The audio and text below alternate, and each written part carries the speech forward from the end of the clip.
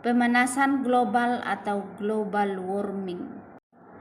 Tujuan pembelajaran di sini yang pertama, menjelaskan pemanasan global dan efek rumah kaca. Yang kedua, mampu mengidentifikasi 3 fakta-fakta lingkungan terkait dengan pemanasan global.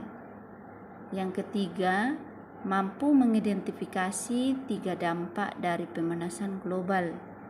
Yang keempat, mampu mengajukan gagasan solusi untuk mengurangi dampak pemanasan global.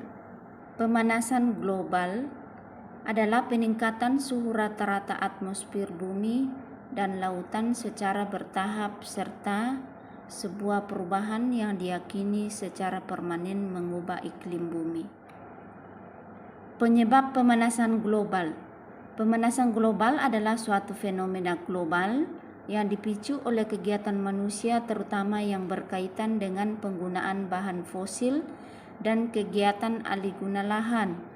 Kegiatan ini menghasilkan gas-gas yang semakin lama semakin banyak jumlahnya di atmosfer, terutama gas karbon dioksida atau CO2. Gas CO2 ini yang menjadi biang keladi dari terjadinya pemanasan global melalui proses yang disebut dengan efek rumah kaca. Dampak dari pemanasan global. Yang pertama, temperatur bumi semakin tinggi.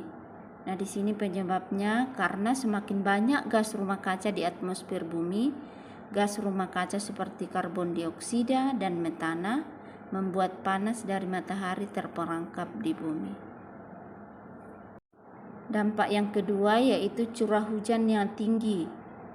Jadi gas rumah kaca yang memasuki atmosfer, suhu akan meningkat, memicu peningkatan penguapan air ke atmosfer. Peningkatan kelembaban ini akan memicu hujan yang semakin deras dan semakin ekstrim seiring dengan pemanasan global. Dampak yang ketiga yaitu mencairnya gletser.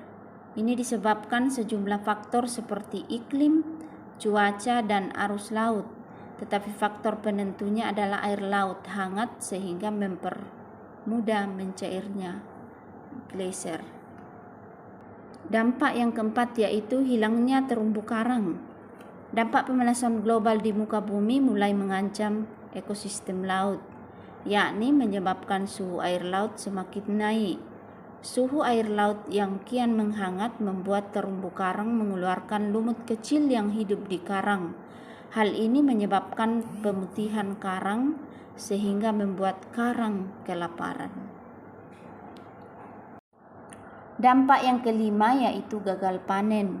Suhu di bumi akan menjadi lebih panas. Akibatnya, kekeringan akan terjadi di mana-mana. Kemudian meningkatnya suhu di bumi akan menyebabkan pergantian musim menjadi tidak stabil. Dampak yang keenam yaitu kepunahan spesies. Perubahan lingkungan menyebabkan spesies yang tidak dapat beradaptasi dengan lingkungan baru bisa musnah. Dampak yang ketujuh yaitu penipisan lapisan ozon dan berlubang. Gas yang mengandung klorin dan bromim yang dihasilkan dari berbagai aktivitas manusia dan proses alamiah. Di lapisan stratosfer, radiasi matahari memecah molekul gas yang mengandung klorin atau bromim.